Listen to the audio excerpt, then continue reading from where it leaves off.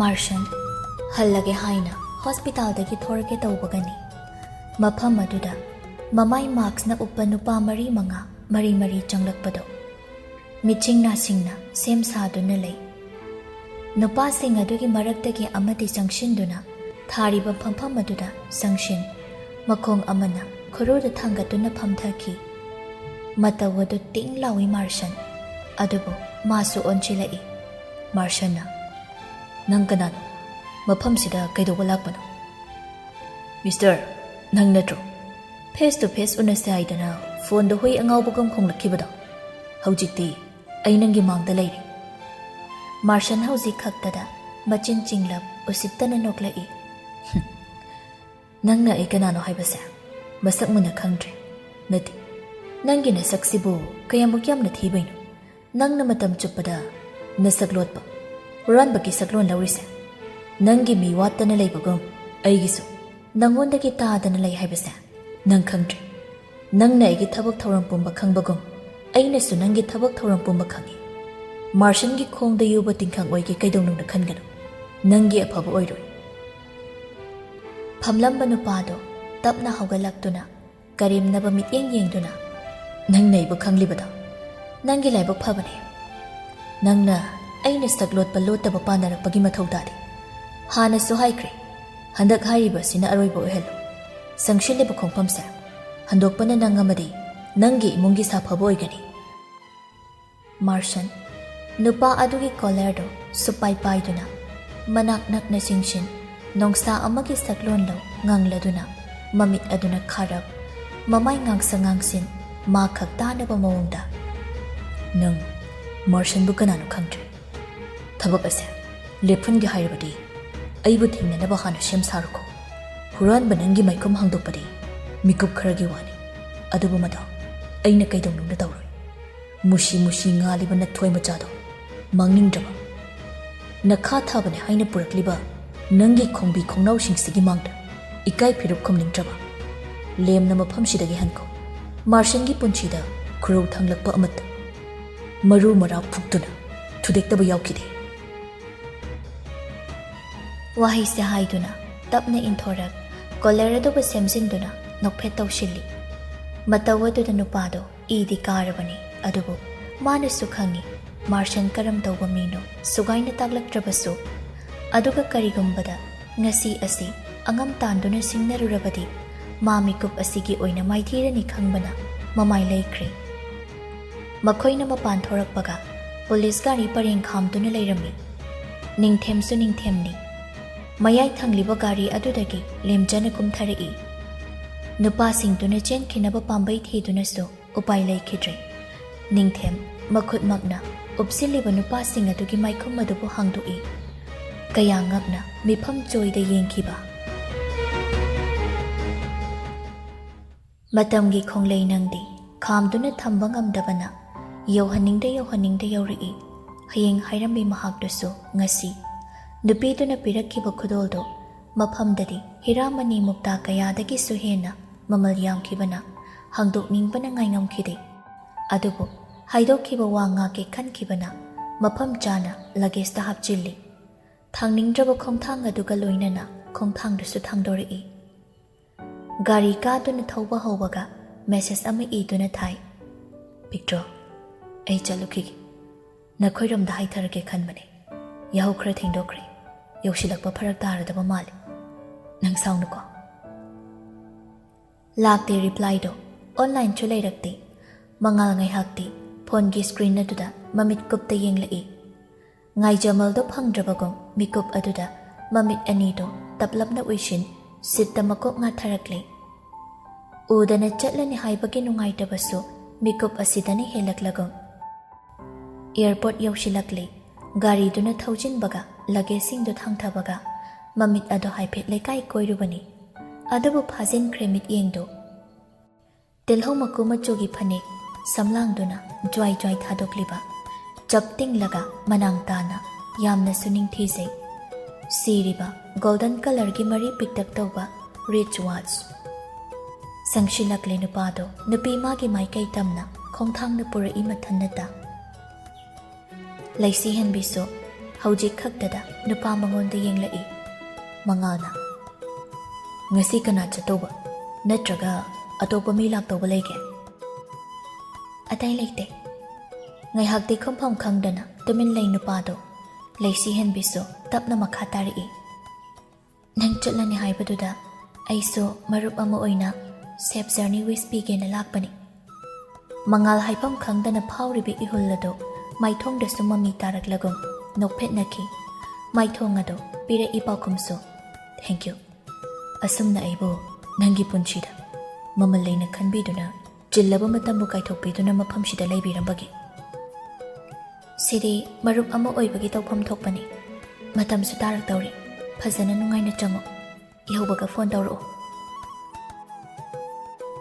ꯊꯥꯡꯅꯤꯡꯗ꯭ꯔꯕ ꯈꯣꯡꯊꯥꯡ, ꯆꯠꯅꯤꯡꯗ꯭ꯔꯕ ꯈꯣꯡꯆꯠ, ꯎꯄꯥꯏꯁꯨ ꯂꯩꯇꯕꯅ ꯇꯞꯅ ꯃꯀꯣꯛ ꯅꯣꯝꯃꯤ ꯃꯉꯥꯜ꯫ ꯈꯔ ꯉꯟꯅ ꯂꯥꯛꯆꯔꯝꯃꯗꯤ ꯅꯨꯄꯤꯗꯨꯒ ꯀꯔꯤꯒꯨꯝꯕ ꯈꯔꯗꯪ ꯑꯣꯏꯔꯁꯨ ꯆꯥꯃꯤꯟꯅꯔꯝꯒꯗꯕꯅꯤ꯫ ꯆꯠꯂꯝꯗꯥꯏ ꯑꯗꯨꯗ ꯍꯥꯏꯅ ꯋꯥꯈꯜꯗ ꯇꯛꯁꯤꯗꯤ ꯁꯣꯟꯖꯩ꯫ ꯑꯗꯨꯕꯨ ꯃꯥꯁꯨ ꯃꯇꯝꯗꯨ ꯌꯥꯁꯤꯜꯂꯛꯇꯕꯅ ꯑꯗꯨꯗꯤ ꯅꯪꯁꯨ ꯐꯖꯅ ꯂꯩꯔꯝꯃꯨ, ꯑꯩꯁꯨ ꯆꯠꯂꯨꯈꯤꯒꯦ, ꯅꯥꯔꯝꯒꯅꯨꯀꯣ꯫ ꯃꯉꯥꯜꯅ ꯏꯪꯒꯤꯠ ꯇꯧꯈꯤꯕꯒ ꯂꯥꯛꯃꯤꯟꯅꯈꯤꯕ ꯅꯨꯄꯥꯗꯨꯅ ꯂꯒꯦꯖꯇꯣ ꯇ꯭ꯔꯣꯂꯤ ꯂꯧꯔꯨꯗꯨꯅ ꯍꯥꯞꯆꯤꯟꯈ꯭ꯔꯦ꯫ ꯑꯃꯨꯛꯇꯪ ꯌꯦꯡꯂꯝꯃꯤ ꯅꯨꯄꯤ ꯃꯥꯕꯨ ꯅꯨꯡꯁꯤꯅ ꯂꯝꯗꯝꯁꯤꯕꯨ ꯊꯥꯗꯣꯛꯇꯨꯅ ꯆꯠꯇ꯭ꯔꯤꯉꯩ꯫ ꯅꯨꯄꯤꯗꯨꯁꯨ ꯅꯨꯄꯥꯗꯨꯅ ꯃꯅꯨꯡ ꯌꯧꯗ꯭ꯔꯤꯐꯥꯎ ꯌꯦꯡꯗꯨꯅ ꯂꯩ, ꯈꯣꯡꯊꯥꯡ ꯃꯆꯤ ꯂꯦꯡꯕ ꯇꯧꯗ꯫ ꯂꯥꯛꯃꯤꯟꯅꯕ ꯅꯨꯄꯥꯗꯨ ꯆꯪꯁꯤꯜꯂꯛꯇꯨꯅ ꯁꯤꯁꯇꯔ, ꯑꯩ ꯌꯨꯝꯐꯥꯎ ꯗ꯭ꯔꯣꯞ ꯇꯧꯖꯔꯝꯃꯒꯦ꯫ ꯂꯩꯁꯤꯍꯦꯟꯕꯤ ꯏꯇꯤꯡ ꯇꯤꯡꯅ ꯌꯥꯔꯅꯤꯌꯦ, ꯑꯩ ꯏꯁꯥꯒꯤ ꯒꯥꯔꯤ ꯌꯥꯎꯔꯛꯑꯦ꯫ ꯅꯨꯄꯥꯗꯨꯁꯨ ꯋꯥꯍꯩꯗꯨꯗ ꯃꯈꯥ ꯇꯥꯔꯝꯗ ꯆꯠꯈ꯭ꯔꯦ꯫ ꯑꯔꯨꯕ ꯃꯊꯧ ꯑꯃꯅ ꯉꯥꯏꯗꯨꯅ ꯃꯥꯕꯨ ꯂꯩꯕꯒꯨꯝ ꯃꯇꯧ ꯑꯗꯨꯁꯨ ꯈꯖꯤꯛꯇꯤ ꯇꯥꯍꯥꯏ꯫ ꯂꯩꯁꯤꯍꯦꯟꯕꯤꯁꯨ ꯀꯔꯤꯕꯨ ꯈꯜꯂꯤꯕꯅꯣ ꯄꯥꯛ ꯍꯦꯛ ꯆꯠꯇꯦ꯫ ꯅꯨꯄꯥꯗꯨꯅ ꯆꯠꯈꯤꯕꯗꯣ ꯃꯥꯏꯀꯩ ꯌꯦꯡꯒꯦ ꯅꯤꯡꯂꯤꯕ꯭ꯔꯥ? ꯃꯇꯝ ꯍꯥꯠꯄꯣꯏ ꯀꯔꯤꯕꯣꯏ ꯊꯣꯏꯍꯦꯟꯕꯤꯒꯤ ꯇꯦꯛꯁ ꯍꯜꯂꯤ꯫ ꯅꯨꯄꯤ, ꯃꯥꯗꯣ ꯃꯅꯨꯡ ꯆꯪꯈ꯭ꯔꯦ꯫ ꯀꯩꯀꯩ ꯍꯥꯏꯅꯒꯦ? ꯀꯩꯕꯨ ꯍꯥꯏꯅꯅꯤ ꯍꯥꯏꯒꯦ? ꯑꯗꯣ ꯀꯩꯒꯤꯅꯣ ꯂꯣꯌꯥꯒ ꯍꯦꯟꯗ꯭ꯔꯤꯛꯁꯀ ꯂꯥꯛꯄ ꯎꯗꯦ? ꯑꯩꯅ ꯂꯥꯛꯍꯟꯗꯕ? ꯀꯩꯒꯤ ꯅꯪꯗꯦ? ꯅꯣꯏ ꯑꯅꯤꯒꯤ ꯔꯣꯃꯥꯟꯁꯇ ꯌꯦꯠꯂꯅꯤꯅ꯫ ꯑꯗꯨꯅ ꯀꯔꯥꯏꯗꯩ ꯂꯥꯝꯁꯤꯟꯗꯨꯅ ꯈꯜꯂꯨꯔꯤꯕ ꯋꯥꯈꯜꯅꯣ? ꯃꯊꯣꯡ ꯆꯥꯕ ꯋꯥꯁꯨ ꯈꯔ ꯉꯥꯡꯉꯨ ꯀꯩꯗꯧꯒꯦ? ꯌꯥꯔꯤꯕꯦꯝꯃ, ꯅꯨꯡꯁꯤꯗꯦ ꯅꯨꯡꯁꯤꯗꯦ ꯍꯥꯏꯔꯒ ꯇꯧꯔꯛꯄꯅ ꯅꯨꯡꯁꯤꯕ ꯉꯥꯛꯇ꯫ ꯌꯥꯔꯦ ꯇꯣꯛꯑꯁꯤ ꯋꯥꯔꯤꯁꯦ꯫ ꯑꯩ ꯅꯉꯣꯟꯗ ꯀꯩꯅꯣꯝꯃ ꯍꯪꯒꯦꯅ ꯇꯧꯔꯝꯕꯅꯤ꯫ ꯀꯩꯅꯣ? ꯍꯪꯉꯣ꯫ ꯆꯅꯨꯒ ꯍꯦꯟꯗ꯭ꯔꯤꯛꯁꯀꯁꯦ ꯇꯁꯦꯡꯅ ꯀꯩꯗꯧꯔꯤꯅꯣ? ꯑꯩꯗꯤ ꯃꯣꯏ ꯑꯅꯤ ꯃꯑꯣꯡꯁꯦ ꯀꯩꯅꯣ ꯈꯪꯗꯦ ꯅꯍꯥꯟꯗꯩ ꯇꯁꯦꯡꯅ꯫ ꯑꯩꯁꯨ ꯐꯖꯅꯗꯤ ꯈꯪꯗꯦꯗ, ꯑꯗꯣ ꯈꯝꯕꯟꯅꯕꯩꯗꯤ ꯑꯣꯏꯗꯣꯏꯅꯤ꯫ ꯑꯗꯨꯏꯁꯨ ꯍꯦꯟꯃꯜꯂꯤ꯫ ꯑꯩ ꯍꯦꯟꯗ꯭ꯔꯤꯛꯁꯀꯤ ꯃꯑꯣꯡꯗꯣ ꯀꯌꯥ ꯄꯥꯝꯕ ꯑꯣꯏꯗꯦ꯫ ꯍꯣꯏ, ꯃꯥꯁꯨ ꯈꯔꯗꯤ ꯁꯣꯏ꯫ ꯆꯅꯨꯗꯣ ꯈꯔ ꯃꯉꯥꯎ ꯊꯤꯔꯁꯨ ꯆꯀ꯭ꯔꯤ ꯐꯠꯇ꯭ꯔꯁꯨ ꯃꯊꯃꯣꯏꯗꯤ ꯁꯤꯡꯖꯕꯅꯤ꯫ ꯃꯉꯥꯜꯁꯨ ꯃꯅꯨꯡꯗ ꯂꯩꯅ ꯂꯩꯅ ꯋꯥꯆꯦꯞ ꯆꯪꯂꯛꯄꯅꯤ꯫ ꯅꯨꯄꯤꯗꯨꯒꯤ ꯆꯦꯠꯇ ꯆꯪꯂꯨꯕꯗ ꯑꯣꯟꯂꯥꯏꯟ ꯂꯩꯔꯝꯕꯗꯨꯗ ꯌꯨꯝꯗ ꯍꯜꯂꯕ꯭ꯔꯣ? ꯂꯩꯁꯤꯍꯦꯟꯕꯤ ꯅꯣꯇꯤꯐꯤꯀꯦꯁꯟ ꯕꯥꯔꯗꯒꯤ ꯆꯤꯡꯊꯗꯨꯅ ꯃꯦꯁꯦꯖꯇꯣ ꯈꯨꯗꯛꯇ ꯍꯜꯂꯤ꯫ ꯆꯠꯇ꯭ꯔꯤ꯫ ꯀꯩꯗꯧꯔꯤꯅꯣ? ꯀꯩꯁꯨ ꯇꯧꯗꯦꯗ, ꯉꯥꯛꯇꯪ ꯂꯩꯔ ꯍꯟꯒꯦꯅ ꯇꯧꯕꯅꯤ꯫ ꯅꯨꯡꯁꯥꯁꯤ ꯌꯥꯝ ꯁꯥꯏ, ꯃꯄꯥꯟꯗ ꯀꯨꯏꯅ ꯂꯩꯔꯅꯣ, ꯅꯁꯥꯗꯣ ꯋꯥꯅꯤ꯫ ꯍꯜꯂꯗꯧꯅꯤ꯫ ꯍꯥꯏꯕ ꯏꯟꯕꯤ ꯑꯣꯏꯒꯤ ꯃꯤꯀꯨꯞꯇꯨꯗꯕꯨ ꯈꯜꯂꯤꯕ꯭ꯔꯥ? ꯃꯃꯥꯏ ꯂꯩꯊꯣꯛꯇꯨꯅ ꯈꯣꯡꯊꯥꯡꯗꯨ ꯊꯥꯡꯗꯣꯛꯄ ꯍꯧꯔꯛꯂꯤ꯫ ꯃꯁꯥꯅ ꯇꯧꯖꯔꯨꯕ ꯐꯠꯇꯕꯒꯤ ꯐꯜꯒꯤ ꯃꯍꯩ ꯑꯣꯏꯅ ꯏꯁꯣꯔꯅ ꯄꯤꯔꯛꯄ ꯆꯩꯔꯥꯛꯇ ꯃꯤꯑꯣꯏꯕ ꯑꯩꯈꯣꯏꯅ ꯂꯩꯗꯨꯅ ꯆꯦꯟꯕ ꯉꯝꯕ ꯍꯧꯅꯗꯦ꯫ ꯀꯣꯔꯧ ICUꯗ ꯂꯩꯔꯤ, ꯋꯥꯈꯜ ꯂꯥꯛꯇ꯭ꯔꯤ꯫ ꯂꯤꯛꯂꯥꯏ ICU ꯃꯃꯥꯡ ꯑꯗꯨꯗ ꯃꯊꯟꯇ ꯀꯣꯏꯆꯠ ꯆꯠꯂꯤ꯫ ꯃꯥ ꯋꯥꯈꯜꯗꯨ ꯂꯩꯇꯥꯗꯦ, ꯇꯧꯐꯝꯁꯨ ꯈꯪꯖꯗꯦ꯫ ꯃꯥꯒꯤ ꯑꯣꯏꯅ ꯐꯩꯒꯥꯛ ꯐꯩꯅ ꯂꯦꯞꯂꯝꯕ ꯅꯨꯄꯥꯗꯨꯅ ꯑꯁꯨꯝꯅ ꯑꯁꯤꯕꯒꯨꯝ ꯇꯥꯗꯨꯅ ꯂꯩꯕꯅ ꯂꯤꯛꯂꯥꯏ ꯇꯧꯐꯝ ꯈꯪꯗꯦ꯫ ꯑꯃꯗ ꯑꯃꯨꯛ ꯐꯣꯟ ꯇꯧꯏ꯫ ꯂꯤꯛꯂꯥꯏꯒꯤ ꯃꯅꯥꯎ ꯅꯨꯄꯥꯅꯦ ꯍꯥꯏꯕꯗꯨ ꯑꯣꯏꯔ ꯃꯥꯜꯂꯤ꯫ ꯇꯍꯥ ꯂꯤꯛꯂꯥꯏꯒꯤ ꯅꯥꯛꯇ ꯆꯪꯁꯤꯜꯂꯛꯏ꯫ ꯏꯆꯦ꯫ ꯕꯨꯡꯉꯣ, ꯅꯪꯕꯨ ꯈꯖꯤꯛꯇ ꯉꯟꯅ ꯂꯥꯛꯄ ꯀꯔꯤ ꯀꯥꯏꯕꯒꯦ? ꯏꯆꯦ ꯇꯧꯐꯝ ꯈꯪꯗ꯭ꯔꯦ ꯍꯥꯏꯕ ꯅꯠꯇ꯭ꯔꯣ? ꯏꯆꯦ, ꯏꯕꯥꯏ ꯅꯥꯕꯒ ꯂꯩꯔꯤ, ꯁꯦꯜ ꯈꯤꯇ ꯄꯤꯔꯛꯑꯣ꯫ ꯑꯩꯈꯣꯏꯒꯤ ꯃꯤꯁꯤꯡꯗꯣ ꯄꯨꯂꯤꯁꯀꯤ ꯈꯨꯠꯇ ꯂꯩꯈ꯭ꯔꯦ, ꯂꯧꯊꯣꯛꯅꯕ ꯍꯣꯠꯅꯕꯗ ꯄꯩꯁꯥ ꯈꯔ ꯆꯪꯗꯧꯔꯤ꯫ ꯂꯤꯛꯂꯥꯏ ꯃꯤ ꯇꯥꯈꯤꯅꯤ ꯃꯇꯥꯒꯨꯝ ꯃꯧꯄ꯭ꯋꯥꯒꯤ ꯈꯨꯠꯇ ꯄꯥꯏꯗꯨꯅ ꯅꯥꯀꯜ ꯑꯃꯗ ꯆꯤꯡꯁꯤꯜꯂꯤ꯫ ꯍꯩ, ꯀꯔꯤꯒꯤꯅꯣ ꯅꯪꯅ ꯑꯗꯨꯛ ꯄꯪꯅ ꯊꯕꯛ ꯊꯧꯔꯝ ꯄꯨꯝꯕ ꯄꯥꯡꯊꯣꯛꯂꯤꯕꯗꯨꯕꯣ? ꯃꯈꯣꯏꯕꯨ ꯂꯧꯊꯣꯛꯄꯗꯣ ꯏꯆꯦꯅ ꯊꯣꯛꯄ ꯇꯧꯒꯦ꯫ ꯃꯣꯏꯒꯤ ꯃꯆꯤꯟꯗꯒꯤ ꯅꯪꯒꯤ ꯃꯔꯝꯗ ꯊꯣꯛꯂꯛꯇ꯭ꯔꯤꯉꯩ ꯅꯪ ꯃꯄꯥꯟꯗ ꯌꯥꯝ ꯊꯨꯅ ꯆꯠꯈ꯭ꯔꯣ꯫ ꯑꯗꯨꯗ ꯆꯪꯕ ꯁꯦꯜ ꯈꯨꯗꯤꯡ ꯏꯆꯦꯅ ꯑꯃꯠꯇ ꯋꯥꯠꯇꯅ ꯄꯤꯅꯤ꯫ ꯂꯤꯛꯂꯥꯏ ꯀꯣꯔꯧ ꯅꯥꯕꯅ ꯍꯦꯟꯅ ꯂꯨꯝꯗꯦ ꯃꯤꯀꯨꯞ ꯑꯁꯤꯗ꯫ ꯂꯤꯛꯂꯥꯏ ꯄꯥꯏꯈꯣꯝꯕꯒꯤ ꯃꯄꯥꯝꯕꯣ ꯃꯗꯨꯕꯨ ꯄꯥꯏꯗꯨꯅ ꯂꯥ ꯍꯧꯖꯤꯛꯃꯛ ꯆꯠꯅꯕ ꯐ꯭ꯂꯥꯏꯠ ꯇꯤꯀꯦꯠ ꯀꯛꯎ ꯃꯆꯤꯟ ꯃꯧꯄ꯭ꯋꯥ ꯅꯠꯇꯅ ꯍꯟꯅ ꯌꯦꯡꯕꯗ ꯀꯅꯥ ꯎꯗ꯭ꯔꯕꯅꯤ ꯃꯁꯤ ꯐꯥꯎꯕ ꯉꯛꯆꯥꯎ ꯊꯦꯛꯇꯨꯅ ꯃꯈꯣꯏ ꯃꯉꯥꯏꯔꯦ ꯆꯠꯂꯤꯕ ꯂꯤꯛꯂꯥꯏꯅ ꯅꯔꯁꯇ ꯁꯤꯟꯅꯔꯝꯗꯨꯅ ꯄꯥꯏꯈꯣꯝꯕꯒꯤ ꯇꯤꯀꯦꯠ ꯈꯨꯗꯛꯇ ꯀꯛꯏ ꯅꯨꯃꯤꯗꯥꯡ ꯋꯥꯏꯔꯝꯒꯤ ꯁꯤꯖꯤꯟꯅꯔꯤꯕ ꯁꯦꯜ ꯄꯨꯝꯕꯗꯤ ꯀꯣꯔꯧꯒꯤ ꯉꯥꯛꯇꯅꯤ ꯂꯤꯛꯂꯥꯏꯅ ꯆꯠꯂꯣ ꯅꯪ ꯃꯐꯝꯁꯤꯗ ꯀꯨꯏꯅ ꯂꯩꯔꯅꯨ ꯅꯕꯥꯏꯒꯤꯗꯤ ꯑꯩꯅ ꯊꯣꯛꯄ ꯐꯅꯕ ꯌꯦꯡꯍꯧꯔꯒꯦ ꯀꯅꯥꯝꯇ ꯈꯪꯉꯣꯏꯗꯕ ꯁꯥꯐꯒꯗꯕ ꯃꯐꯝ ꯑꯃꯗ ꯉꯥꯏꯍꯥꯛꯁꯤꯒꯤ ꯂꯩꯔꯨ ꯃꯆꯦ ꯑꯣꯏꯕꯤꯗꯨꯅ ꯃꯃꯥ ꯁꯛꯅ ꯐꯠꯇ꯭ꯔꯦ ꯈꯪꯂꯕ ꯃꯅꯥꯎ ꯑꯗꯨꯒꯤ ꯁꯥꯐꯅꯕ ꯄꯣꯔꯝ ꯌꯥꯠꯄꯤꯔꯤ ꯔꯥꯅꯤ ꯏꯕꯦꯝꯆꯥ ꯄꯨꯟꯅ ꯐꯝꯃꯤꯟꯅꯗꯨꯅ ꯋꯥꯔꯤ ꯇꯧꯔꯤ ꯏꯕꯦꯝꯆꯥꯅ ꯏꯆꯦ ꯅꯪ ꯋꯥꯈꯜꯗꯣ ꯍꯦꯟꯖꯤꯟꯅꯁꯨ ꯈꯟꯒꯅꯨ ꯏꯁꯣꯔ ꯂꯩꯔꯤꯗꯅ ꯏꯆꯦꯅ ꯋꯥꯅ ꯐꯤꯕꯝꯁꯤꯗ ꯑꯣꯏꯅꯕ ꯍꯣꯠꯅꯔꯛꯈꯤꯕ ꯄꯨꯝꯕ ꯆꯤꯟꯅ ꯍꯥꯏꯗ꯭ꯔꯕꯁꯨ ꯀꯅꯥꯅ ꯈꯪꯗ꯭ꯔꯕꯁꯨ ꯃꯥꯅꯗꯤ ꯁꯣꯏꯗꯅ ꯈꯪꯂꯝꯒꯅꯤ ꯍꯟꯗꯛꯀꯤ ꯃꯇꯥꯡꯁꯦ ꯑꯩꯈꯣꯏ ꯂꯦꯝꯅ ꯇꯣꯛꯏꯁꯤ ꯌꯥꯗꯦ ꯍꯥꯏꯕꯗꯨꯃ ꯈꯪꯍꯟꯗꯧꯕꯅꯤ ꯉꯁꯤ ꯏꯖꯠꯀꯤ ꯑꯃꯗꯤ ꯑꯩꯗꯤ ꯂꯨꯍꯣꯡꯂꯕꯅꯤ ꯏꯆꯥ ꯂꯩꯔꯕꯅꯤ ꯍꯥꯏꯕ ꯋꯥꯈꯜꯁꯦ ꯈꯟꯗꯨꯅ ꯇꯣꯟꯊꯗꯨꯅ ꯂꯩꯕꯅꯅꯤ ꯅꯨꯄꯥ ꯃꯈꯣꯏꯅ ꯎꯁꯤꯜꯂꯛꯇ꯭ꯔꯤꯕꯁꯤ ꯑꯩꯁꯨꯅꯦ ꯈꯟꯐꯝ ꯈꯪꯗꯗꯨꯅꯅꯤ ꯅꯪꯕꯨ ꯃꯐꯝ ꯑꯁꯤꯗ ꯀꯧꯔꯤꯕꯁꯤ ꯏꯆꯥꯁꯦ ꯅꯨꯡꯁꯤꯅꯦ ꯅꯪꯕꯨ ꯃꯥꯅ ꯃꯄꯥꯕꯨꯁꯨ ꯌꯥꯝꯅ ꯅꯨꯡꯁꯤꯕꯅꯤ ꯃꯁꯤꯗ ꯈꯟꯗꯨꯅ ꯈꯥꯡꯕꯗ ꯏꯁꯥꯁꯦ ꯂꯥꯏꯃꯟ ꯑꯣꯏꯗꯨꯅ ꯈꯥꯡꯂꯤꯕꯅꯤ ꯑꯗꯣ ꯍꯧꯖꯤꯛꯇꯤ ꯃꯥꯁꯨ ꯆꯥꯎꯔꯤꯗꯅ ꯋꯥꯈꯜ ꯈꯟꯕ ꯉꯝꯂꯤ ꯁꯤꯅ ꯐꯩ ꯐꯠꯇꯦ ꯈꯨꯗꯤꯡꯃꯛ ꯈꯪꯂꯕꯅꯤ ꯁꯤꯗ ꯃꯥꯅ ꯏꯆꯦꯒꯤ ꯂꯦꯞꯄ ꯂꯦꯞꯇꯕ ꯍꯥꯏꯕꯗꯨꯁꯨ ꯈꯪꯒꯗꯧꯔꯤꯕꯅꯤ ꯏꯖꯠ ꯍꯥꯏꯕꯒꯤ ꯋꯥꯐꯝ ꯑꯗꯨꯗꯅꯤ ꯇꯧꯔꯛꯀꯗꯧꯔꯤꯕ ꯄꯨꯝꯕꯁꯤ ꯃꯥꯅ ꯏꯀꯥꯏ ꯍꯥꯏꯔꯗꯤ ꯃꯄꯥꯅ ꯑꯇꯣꯞꯄ ꯅꯨꯄꯤ ꯑꯗꯨꯒꯤꯕꯨꯗꯤ ꯃꯥꯅ ꯌꯥꯗꯕ ꯂꯩꯇꯦꯗ ꯗꯤꯚꯣꯔꯁꯀꯤ ꯋꯥꯈꯜꯂꯣꯟꯁꯤꯁꯨ ꯃꯥꯅ ꯄꯨꯊꯣꯔꯛꯄꯅꯤ ꯑꯩꯗꯤ ꯊꯣꯏꯅꯕꯨ ꯈꯟꯖꯤꯜꯂꯨꯗꯦ ꯍꯥꯟꯅ ꯃꯍꯧꯁꯥ ꯑꯗꯨꯝ ꯑꯣꯏꯔꯦ ꯈꯟꯗꯣꯛꯇꯨꯅ ꯈꯥꯡꯂꯕꯅꯤ ꯃꯇꯥꯡ ꯑꯗꯨꯗ ꯂꯩꯁꯤꯍꯟꯕꯤ ꯆꯥ ꯄꯨꯗꯨꯅ ꯊꯣꯛꯂꯛꯏ ꯀꯔꯤꯒꯤ ꯇꯥꯗꯅꯤ ꯋꯥꯔꯤꯗꯣ ꯃꯥꯁꯨ ꯃꯌꯦꯛ ꯁꯦꯡꯅ ꯇꯥꯍꯧꯏ ꯐꯥꯎꯔꯛꯄ ꯏꯍꯨꯜ ꯈꯨꯗꯤꯡꯕꯨ ꯂꯣꯠꯁꯤꯜꯂꯗꯨꯅ ꯏꯟꯗꯣꯝꯆꯥ ꯆꯥ ꯊꯛꯁꯤ ꯏꯃꯥ ꯑꯅꯤꯗꯣ ꯁꯥꯅꯝꯕ ꯋꯥꯔꯤ ꯂꯦꯞꯄꯤ ꯏꯕꯦꯝꯆꯥ ꯂꯩꯁꯤꯍꯟꯕꯤꯗ ꯑꯣꯟꯁꯤꯜꯂꯛꯇꯨꯅ ꯍꯩꯃꯥ ꯆꯥꯊꯣꯏꯕꯤ ꯅꯪꯁꯨ ꯏꯗꯣꯝꯆꯥꯒꯤ ꯅꯥꯛꯁꯤꯗ ꯐꯝꯂꯨ ꯂꯥꯎꯋꯣ ꯋꯥꯔꯤ ꯁꯥꯁꯤ ꯂꯩꯁꯤꯍꯟꯕꯤꯁꯨ ꯆꯪꯁꯤꯟꯗꯨꯅ ꯐꯝꯃꯤ ꯇꯁꯦꯡꯅ ꯍꯥꯏꯔꯒꯗꯤ ꯍꯧꯖꯤꯛ ꯑꯣꯏꯔꯤꯕ ꯑꯁꯤꯗ ꯃꯥ ꯀꯅꯥꯒꯁꯨ ꯑꯣꯟꯁꯤꯟꯗꯨꯅ ꯋꯥꯔꯤ ꯇꯧꯕ ꯄꯥꯝꯗꯦ ꯑꯗꯨꯕꯨ ꯐꯖꯗ꯭ꯔꯦ ꯈꯟꯅ ꯂꯩꯊꯣꯛꯄ ꯉꯝꯗꯕꯅꯤ ꯏꯕꯦꯝꯆꯥꯅ ꯆꯥꯊꯣꯏꯕꯤ ꯅꯪꯕꯨ ꯀꯔꯤ ꯈꯜꯂꯤꯅꯣ ꯀꯩꯕꯨꯅꯣ ꯏꯗꯣꯝꯆꯥ ꯑꯩꯈꯣꯏꯒꯤ ꯅꯃꯥꯁꯦ ꯏꯆꯦꯅꯤꯗꯣ ꯃꯥꯅ ꯋꯥꯅ ꯂꯩꯕꯁꯦ ꯑꯩꯈꯣꯏꯗꯤ ꯌꯦꯡꯕ ꯉꯝꯗꯦ ꯃꯃꯥꯡꯊꯛ ꯅꯪꯅ ꯄꯤꯛꯂꯤꯉꯩ ꯃꯇꯝꯗꯗꯤ ꯅꯪꯁꯤ ꯃꯄꯨꯡ ꯃꯔꯩ ꯐꯥꯗ꯭ꯔꯦ ꯍꯥꯏꯗꯅ ꯈꯥꯡꯗꯨꯅ ꯂꯩꯔꯛꯄꯅꯤ ꯑꯗꯨꯕꯨ ꯉꯁꯤꯗꯤ ꯅꯪꯁꯨ ꯃꯄꯨꯡ ꯃꯔꯩ ꯐꯥꯔꯤ ꯅꯔꯣꯝꯗꯣꯝ ꯂꯦꯞꯆꯕ ꯑꯐ ꯐꯠꯇ ꯈꯟꯊꯖꯕ ꯋꯥꯈꯜ ꯃꯄꯨꯡ ꯐꯥꯔꯕ ꯍꯥꯏꯕꯗꯨ ꯑꯣꯏꯔꯤꯗꯣ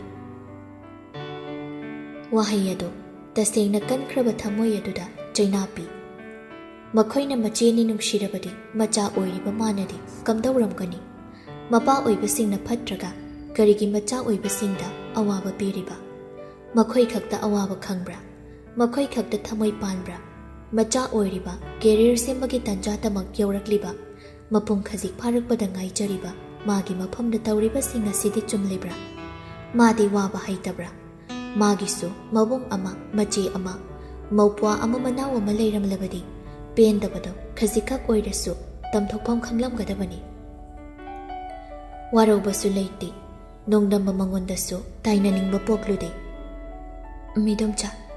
ꯏꯗꯣꯝꯆꯥ ꯍꯣꯏꯅ ꯐꯅꯤ ꯍꯥꯏꯕꯗꯣ ꯃꯗꯨ ꯑꯗꯨꯃꯛ ꯇꯧꯕꯤꯔꯣ ꯁꯤꯗ ꯑꯩꯒꯤ ꯍꯥꯏꯅꯕ ꯋꯥ ꯂꯩꯇ꯭ꯔꯦ ꯋꯥ ꯃꯈꯥ ꯇꯥꯔꯨꯕꯗ ꯃꯄꯤ ꯅꯧꯔꯛꯂꯅꯤ ꯈꯪꯂꯗꯨꯅ ꯏꯃꯨꯡꯗ ꯀꯔꯤꯁꯨ ꯍꯥꯏꯔꯝꯗ ꯆꯪꯈ꯭ꯔꯦ ꯃꯇꯧ ꯑꯗꯣ ꯃꯆꯥꯒꯤ ꯊꯃꯣꯏ ꯈꯪꯕꯤꯔꯥꯅꯤꯗꯤ ꯅꯨꯡꯉꯥꯏꯖꯗꯦ ꯂꯩꯁꯤꯍꯟꯕꯤ ꯉꯁꯤꯗꯤ ꯇꯁꯦꯡꯅ ꯄꯨꯟꯁꯤꯒꯤ ꯂꯥꯟ ꯑꯗꯨ ꯃꯥꯏꯊꯤꯒꯅꯤ ꯃꯤꯄꯥꯏꯕ ꯐꯥꯎꯔꯛꯂꯤ ꯀꯥꯒꯤ ꯊꯣꯡꯗꯨꯕꯨ ꯂꯣꯟꯁꯤꯟ ꯃꯁꯥꯒꯤ ꯐꯃꯨꯡ ꯑꯗꯨꯗ ꯐꯝꯊꯖ ꯋꯥꯈꯜ ꯀꯌꯥ ꯑꯃ ꯈꯜꯂꯤ ꯃꯊꯟꯇ ꯋꯥꯍꯪ ꯍꯪꯖꯩ ꯑꯩꯁꯤꯕꯨ ꯏꯃꯥꯗ ꯇꯁꯦꯡꯅ ꯄꯣꯠꯂꯨꯝ ꯍꯥꯏꯕꯗꯨ ꯑꯣꯏꯔꯕ꯭ꯔꯥ ꯑꯩꯕꯨ ꯆꯠꯈ꯭ꯔꯁꯤꯔꯥ ꯃꯈꯣꯏ ꯀꯅꯥꯒꯤ ꯈꯣꯟꯖꯦꯜꯁꯨ ꯇꯥꯔꯣꯏꯗꯕ ꯀꯅꯥꯁꯨ ꯎꯔꯣꯏꯗꯕ ꯃꯐꯝꯗ ꯃꯄꯥ ꯑꯣꯏꯕ ꯃꯍꯥꯛꯅ ꯐꯠꯇ꯭ꯔꯕꯗꯤ ꯃꯆꯥ ꯑꯣꯏꯕ ꯑꯩꯈꯣꯏꯒꯤ ꯂꯥꯏꯕꯛꯁꯦ ꯑꯁꯤ ꯌꯧꯅꯁꯨ ꯇꯣꯟꯕꯣꯏꯀꯣ ꯍꯥꯏꯔꯣ ꯑꯋꯥꯕꯁꯨ ꯇꯝꯂꯣꯏ ꯀꯅꯥꯝꯇ ꯅꯣꯏ ꯅꯁꯥ ꯅꯁꯥꯒꯤ ꯑꯋꯥꯕ ꯈꯛ ꯅꯣꯏꯅ ꯎꯕ ꯅꯣꯏꯒꯤ ꯄꯦꯟꯗꯕ ꯈꯛꯅꯤ ꯑꯩꯉꯣꯟꯗ ꯍꯥꯏꯕ ꯑꯩꯒꯤꯗꯤ ꯀꯅꯥꯁꯨ ꯂꯩꯇꯦ ꯀꯞꯀꯦꯁꯨ ꯀꯞꯉꯝꯗ Mapi ira chelakpado maya chiktuna khangi. Ma tasengna mathabaktu namanbana sor honbada wari. Tapna hipthai cheptuna. Humang kangkhalakliba masaduso phathaba oina masa thak thak ni I. Table da lairibe ising du phau lauduna thakpagi thauna yaudre. Khangba haibagi thauna duna lairingai khanglabasu. Awabani helakpada ma asumna hek tawbani.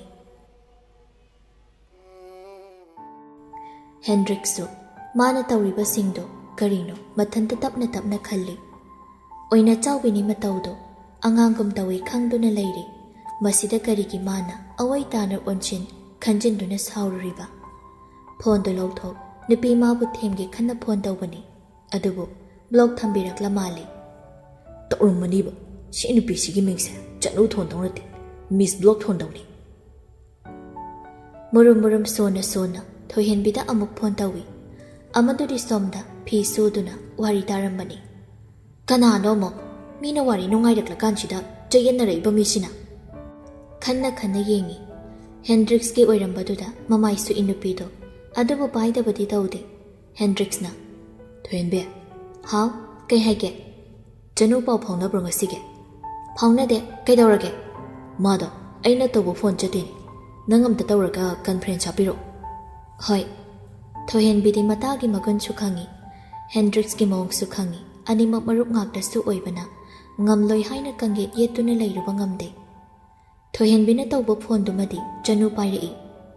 Janua kay dawramino na. Dress hapsilambani. Kay gya. Aiso Bangalore chatawri. Nangonda haigedi khala lairambane aiso. Kaino yam thuna sida pulap tamsena hainaraga. Ahi Manipurda lainingdre adugini. Ado kanano nangna conference hablaise laisi henbiro. Hendrix hauzik khaktada wangangi. Janu Hendrix ki makholdo tasengna taningba popdre. Thohenbe nang horen miwari saba loirga oina tawro. Laisi henbisu yauraga. Haujikidi ai thabam talo shelukhige.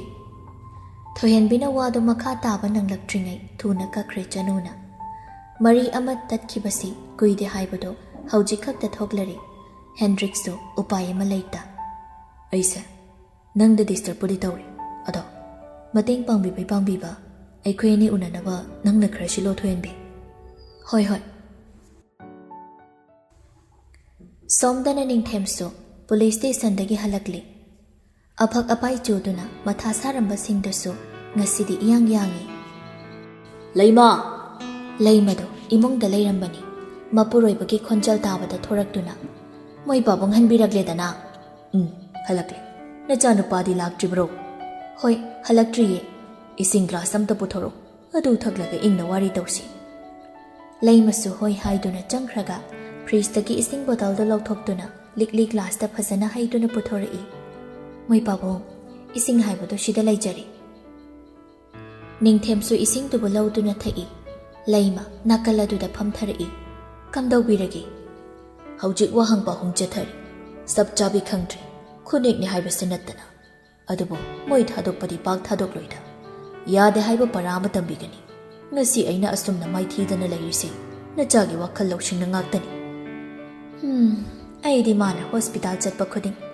Mihun thahun suba nate. Khanjinganu mama laithokna khalu. Khudingma. Haujikti mapung marai pharaba haibado oirabanima angang natri. Handakise gyan tana losinbaga magi nupi angang thibagi wasu khanadaba yaroi. Mawong yenglaba haibadun chathoklubagi wabiramlani. Irumai thanaba tawbiraro. Leimadi sinthana haibadagi khara makai khangli.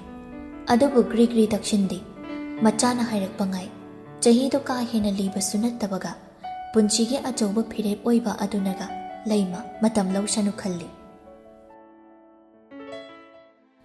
Liklaidi naduna lairiba koraudo hundoktuna satkrage hairabasu lairiba maral mathum mayamdugi khanbada ngamda karinungi magi mingda khudingmak onchentribana haibasida taksi soli mathanta.